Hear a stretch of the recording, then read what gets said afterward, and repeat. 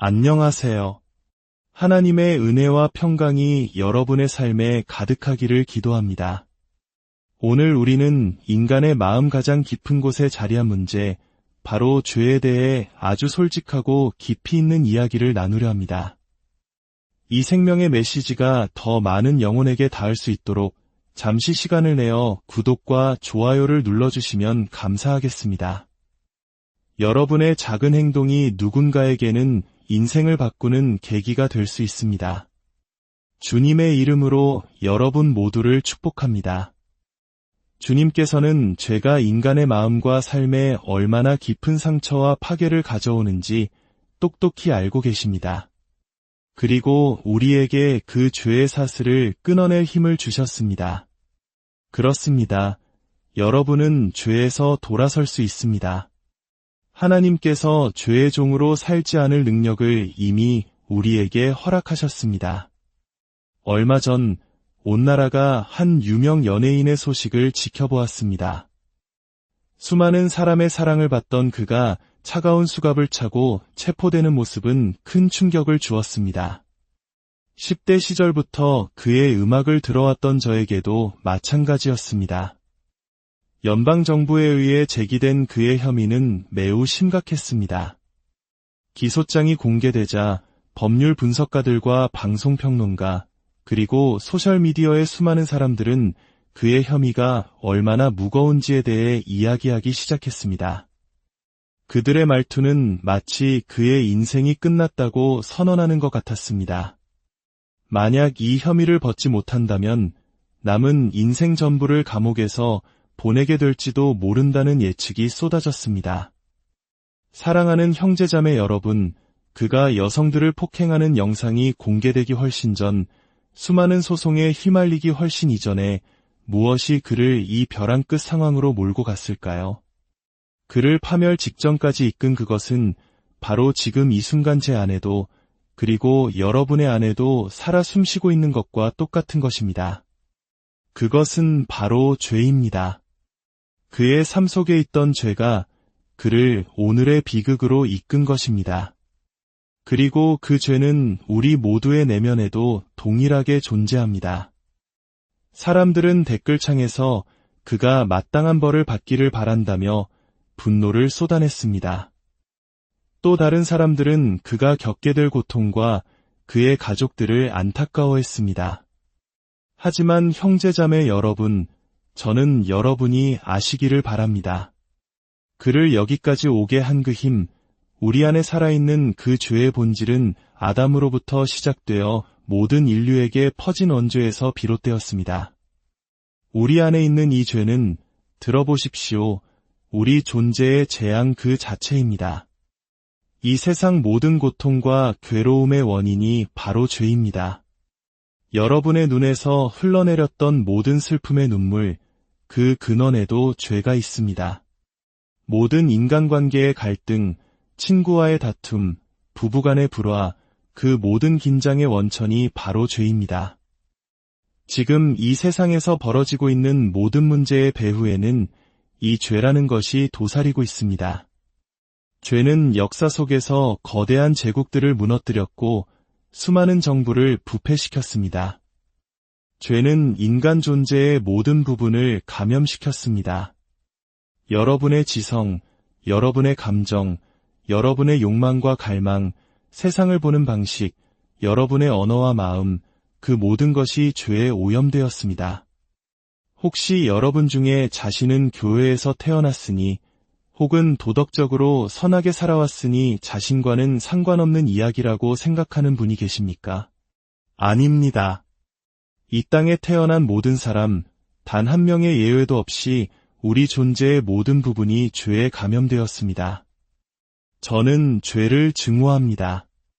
제 삶 속에 있는 죄를 증오하고 교회 안에 있는 죄를, 이 사회의 만연한 죄를 증오합니다. 제가 도덕적으로 깨끗해서가 아닙니다. 정반대입니다. 죄가 제 삶에 얼마나 큰 고통과 파괴를 가져왔는지, 얼마나 깊은 좌절과 마음의 상처를 남겼는지 제가 너무나 잘 알기 때문입니다. 지나온 삶의 계절들을 돌아보며 죄가 남긴 폐허를 보고 후회와 회한에 잠긴 사람이 저뿐만은 아닐 것입니다. 죄 때문에 후회하는 순간들, 죄 때문에 지워버리고 싶은 인생의 장들이 우리 모두에게 있습니다. 수많은 사람이 그 유명인의 죄를 손가락질하며 그가 마땅한 벌을 받아야 한다고 말할 때 정작 우리 자신의 회개하지 않은 죄에 대해서는 얼마나 무관심한지 모릅니다. 우리 자신의 죄가 불러올 결과에 대해서는 걱정조차 하지 않습니다. 문제의 본질은 우리 자신 또한 문제라는 사실입니다. 예수님께서는 지상 사역의 마지막에 가까워졌을 때 당신이 이 세상을 떠나실 것을 대비하여 제자들을 준비시키고자 하셨습니다.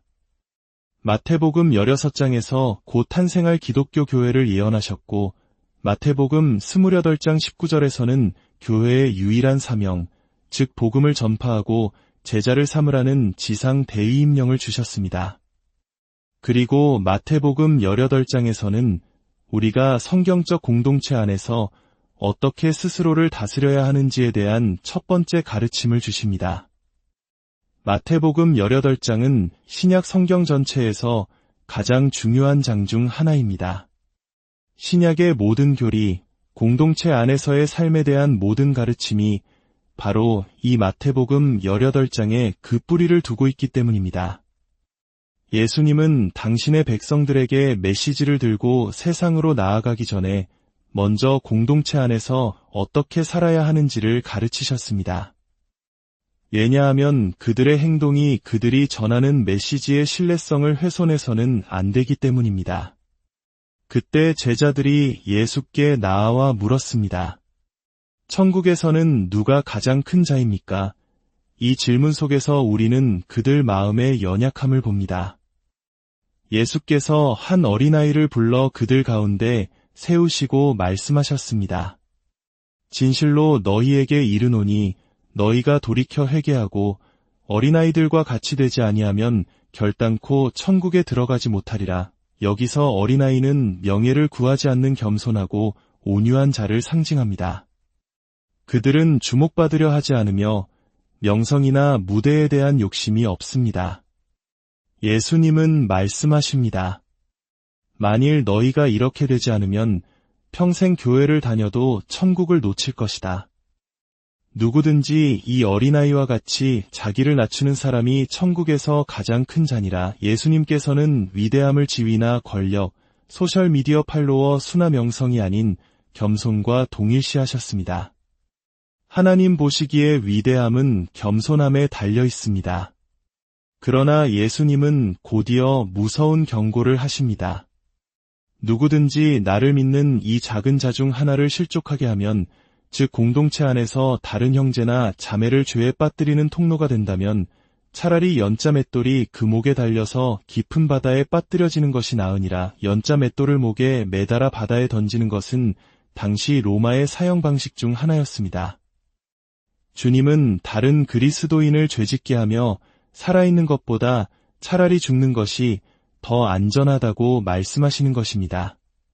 다른 사람이 죄에 빠지는 기원이 되어서는 절대로 안 됩니다.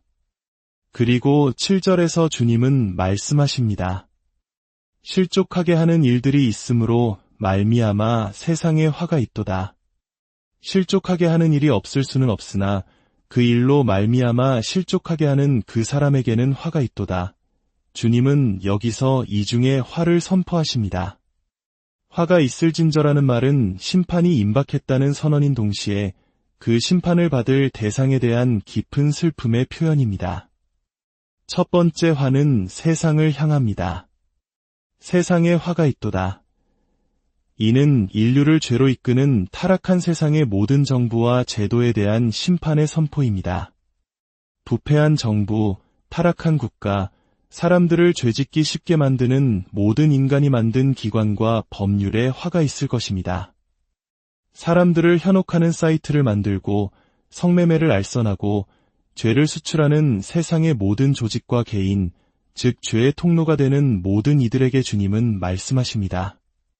너희에게 화가 있을진저 회개하지 않는 완고한 마음 속에서 죄를 퍼뜨리는 모든 이들에게는 혹독한 심판이 기다리고 있으며 그들이 겪을 고통을 생각하니 마음이 아프다는 주님의 심정이 담겨 있습니다. 주님은 세상에 유혹이 오는 것은 필연적이라고 하십니다. 우리는 타락한 세상, 창세기 3장 이후의 세상에 살고 있기 때문입니다. 그러나 그 뒤에 더 무서운 경고가 따릅니다. 그러나 그 유혹이 오게 하는 그 사람에게는 화가 있도다. 세상에 죄가 불가피하다 할지라도 여러분은 그 죄를 사회에 퍼뜨리는 책임을 지는 사람이 되어서는 안 됩니다. 세상이 죄로 눈이 멀어 있을지라도 하나님의 자녀들은 죄를 퍼뜨리는 대리인이 되어서는 안 됩니다.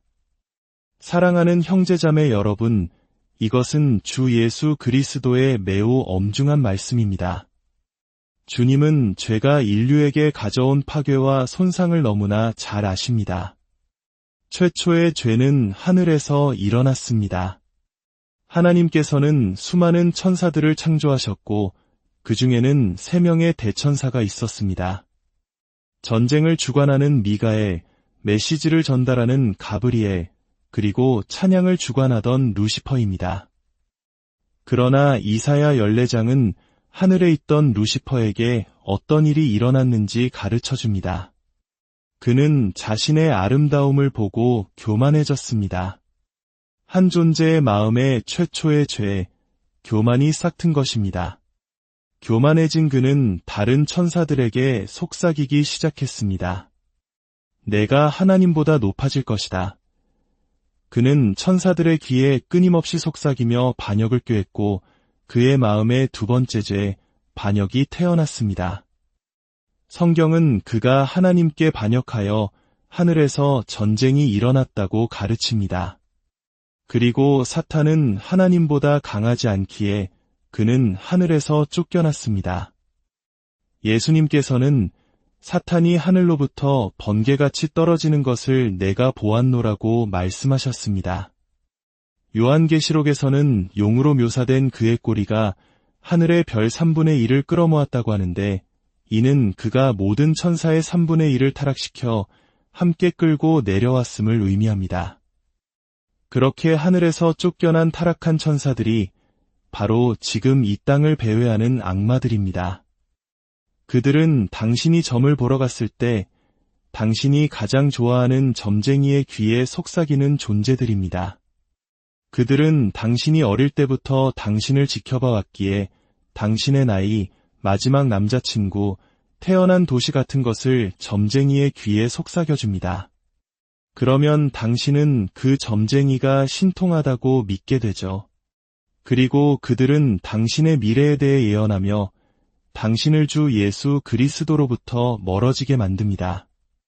우리가 설교는 좋아하지만 성경을 읽지 않기 때문에 타로나 수정, 점 같은 것들이 악마적인 것임을 알지 못합니다.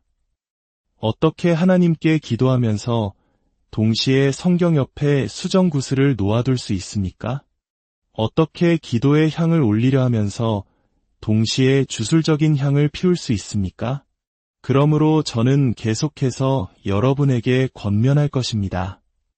제 말만 듣지 마십시오. 여러분 스스로 성경을 읽으십시오. 읽고 또 읽으십시오. 저를 무조건 신뢰하지 말고 하나님의 말씀을 직접 읽으십시오. 그리스도께서는 하늘에서 최초의 죄가 저질러지는 것을 당신의 눈으로 직접 보셨고 그것이 얼마나 끔찍한 파괴를 일으켰는지 아십니다. 그것은 한 대천사가 영광의 자리에서 쫓겨나 여러분의 대적인 마귀, 사탄이 되게 했습니다. 주님은 죄가 인간의 삶과 마음에 얼마나 깊은 상처를 남기는지 아십니다. 그 파괴적인 힘과 재앙과 같은 결과를 아십니다. 우리가 죄된 행동 때문에 스스로에게 가하는 상처를 보십니다. 그리고 주님은 죄에 탐닉하기를 좋아하는 당신의 자녀들을 보실 때 그 마음속에 깊은 슬픔을 느끼십니다. 우리가 어떻게 우리 자신의 삶을 망가뜨리고 우리의 간증과 신뢰성을 무너뜨리고 있는지 보고 계십니다.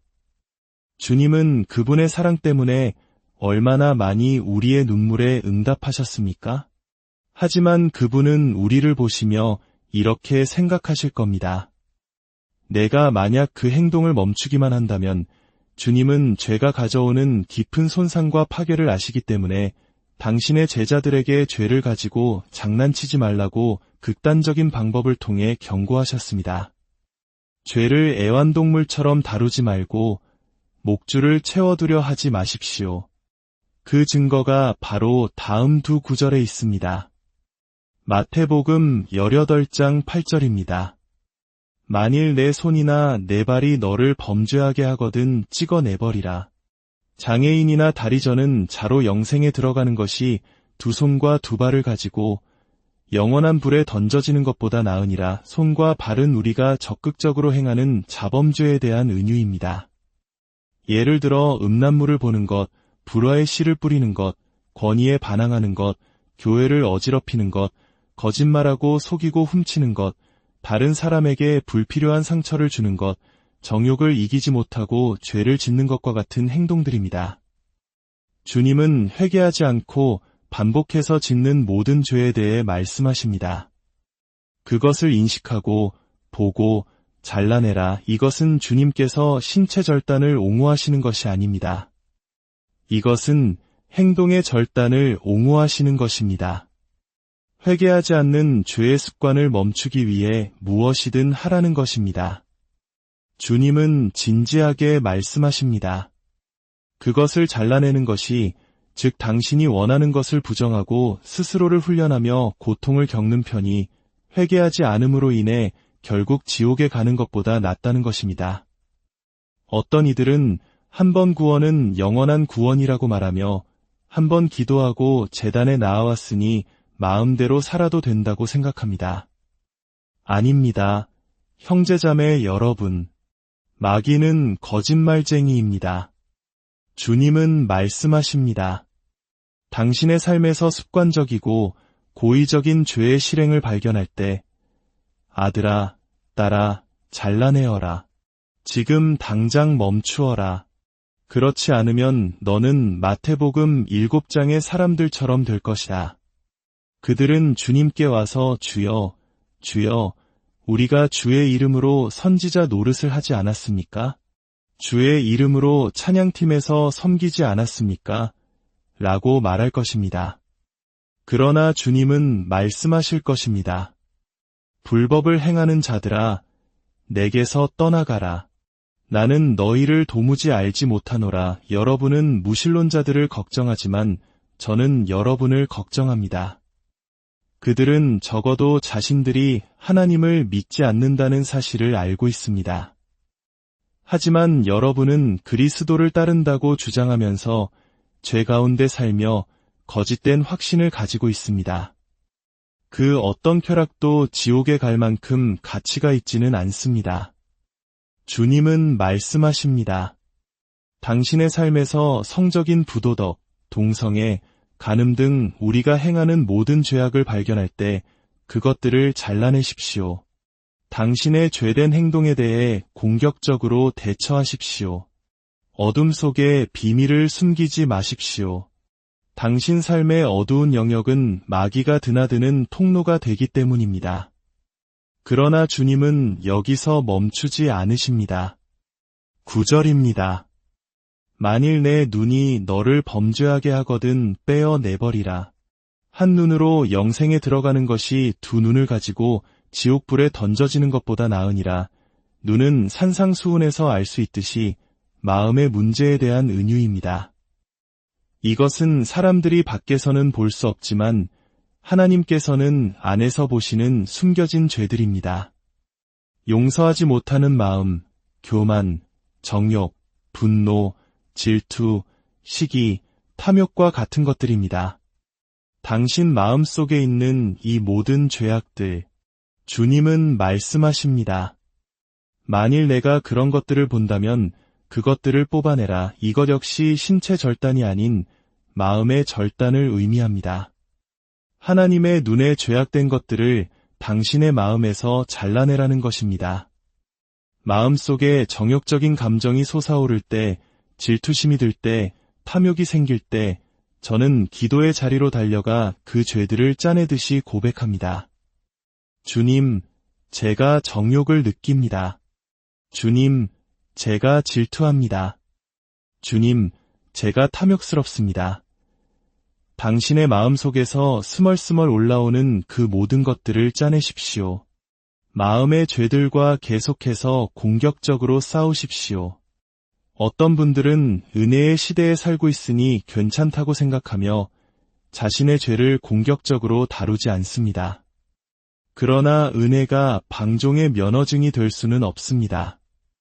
만약 주님께서 지금 당장 죄를 짓는 사람들을 그 자리에서 심판하신다면 이 교회는 텅 비게 될 것입니다. 아마 많은 사람들이 자신의 삶을 순식간에 바로잡을 것입니다. 이 시대가 잃어버린 것은 바로 하나님에 대한 경외심입니다. 이제 마지막으로 주님의 경고가 얼마나 심각한지 보여주는 이야기를 나누겠습니다. 누가복음 16장 19절입니다. 한 부자가 있었는데 그는 자색 옷과 고운 베옷을 입고 날마다 호화롭게 즐겼습니다. 그런데 나사로라 이름하는 한 거지가 헌데 투성이로 그의 대문 앞에 버려진 채 그 부자의 상에서 떨어지는 것으로 배불리려 함에 심지어 개들이 와서 그 헌데를 핥더라. 이에 그 거지가 죽어 천사들에게 받들려 아브라함의 품에 들어가고 부자도 죽어 장사되매 그가 음부에서 고통 중에 눈을 들어 멀리 아브라함과 그의 품에 있는 나사로를 보고 불러 이르되 아버지 아브라함이여 나를 긍휼히 여기사 나사로를 보내어 그 손가락 끝에 물을 찍어 내 혀를 서늘하게 하소서. 내가 이 불꽃 가운데서 괴로워하나이다.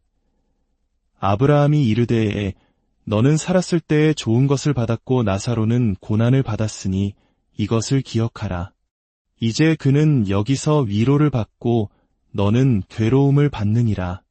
그뿐 아니라 우리와 너희 사이에 큰 구렁텅이가 놓여 있어 여기서 너희에게 건너가고자 하되 갈 수 없고 거기서 우리에게 건너올 수도 없게 하였느니라. 당신이 어디서 끝을 맞이하든 그 운명은 영원히 고정됩니다. 부자가 말합니다. 그러면 아버지여, 구하노니 나사로를 내 아버지의 집에 보내소서. 내 형제 5이 있으니 그들에게 증언하게 하여 그들로 이 고통받는 곳에 오지 않게 하소서. 이것이 바로 화 있을 진저의 경고입니다. 그러나 아브라함은 말합니다. 그들에게 모세와 선지자들이 있으니 그들에게 들을지니라. 부자가 말합니다. 아닙니다. 아버지 아브라함이여. 만일 죽은 자에게서 그들에게 가는 자가 있으면 회개하리이다. 아브라함이 말합니다. 모세와 선지자들에게 듣지 아니하면 비록 죽은 자 가운데서 살아나는 자가 있을지라도 권함을 받지 아니하리라. 사람의 마음이 너무나 완악하여 죽은 자가 돌아와 지옥을 증언한다 해도 그들은 여전히 회개하지 않을 것이라는 말씀입니다. 왜냐하면 그들은 죄를 사랑하기 때문입니다. 이것은 제가 지옥불과 유황설교를 하는 것이 아닙니다. 이것은 여러분이 주님과 구원자라 부르는 바로 그분의 말씀을 읽어드리는 것입니다. 그분은 자신의 교회를 향해 경고하고 또 경고하십니다. 너의 죄를 공격적으로 다루어라. 죄와 장난치는 것을 멈추어라. 죄를 보면 인정하고 죽여라. 이것이 너무 무겁고 불가능하게 느껴지십니까? 아닙니다. 주님은 오셔서 완벽한 삶을 사셨고 당신의 죄값을 십자가에 못 박기 위해 희생적인 죽음을 당하셨습니다. 그러나 그분은 부활하셔서 우리에게 성령님을 보내주셨습니다. 성령님은 새로운 삶을 살 수 있도록 우리 안에 거하시는 그리스도의 능력입니다. 하늘의 선물을 맛보고 성령을 받고 구원자의 사랑을 깨닫고 그분이 십자가에서 당신을 위해 하신 일을 보고도 어떻게 반역과 죄의 삶을 선택할 수 있겠습니까? 아닙니다. 여러분은 능력을 받았습니다. 이것을 명심하십시오. 당신은 할 수 있습니다. 당신은 죄에서 돌아설 수 있습니다. 주님께서 당신에게 죄의 종으로 살지 않을 힘을 주셨습니다. 당신은 그 능력을 가지고 있습니다. 당신은 할 수 있습니다. 그것을 내려놓을 수 있습니다. 그것을 보는 것을 멈출 수 있습니다. 그 감정을 짜낼 수 있습니다. 주님께서 당신에게 회개하지 않는 죄의 삶을 살지 않을 능력을 주셨습니다. 그분께서 당신에게 그 힘을 주셨습니다. 할렐루야. 하나님의 백성이 구원자의 말씀을 진지하게 받아들이지 않는다면 우리가 세상에 무슨 신뢰를 줄 수 있겠습니까? 우리는 거룩한 백성이요, 왕같은 제사장이요, 세상과 구별된 특별한 백성입니다. 만약 우리가 세상 사람들과 똑같이 보인다면 우리가 전할 메시지가 무엇이겠습니까? 들으십시오. 주님께서 우리에게 잘라내고 뽑아내라고 말씀하셨다면 그분은 우리가 할 수 없는 일을 하라고 명령하지 않으셨을 것입니다. 우리에게 그것을 할 수 있는 능력 또한 주셨습니다. 나머지는 우리의 변명일 뿐입니다. 이제 겸손과 어린아이와 같은 순전함, 그리고 거룩함으로 부르시는 그리스도의